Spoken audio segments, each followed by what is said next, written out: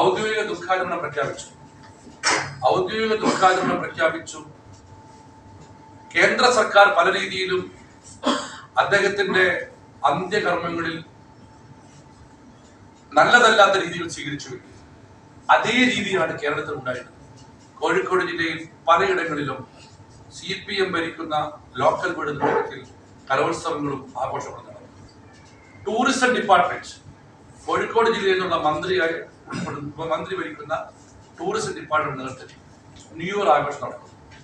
അത് ഡോക്ടർ മൻമോഹൻ സിംഗിനോട് കേരളവും CPM എന്ന പാർട്ടിയും കാണിച്ച അനാദരവാണ്. അതൊരിക്കലും നീതീകരിക്കാൻ പറ്റുന്നില്ല. പലയിടങ്ങളിലും പല പഞ്ചായത്തുകളിലും ഫെസ്റ്റ് നടക്കുകയാണ്. പല ലോക്കൽ ബോഡികളിലും കലോത്സവം നടക്കുകയാണ്. ചിലയിടങ്ങളിലേക്ക് ആഘോഷം മാറ്റിവെച്ചിട്ടുണ്ട്. പക്ഷേ പലയിടങ്ങളിലും ആഘോഷങ്ങൾ മാറ്റിവെച്ചിട്ടില്ല എന്ന് മാത്രമല്ല, അതിഗംഭീരമായ രീതിയിലാണ് പരിപാടി നടത്തിയത്. അത് മൻമോഹനുള്ള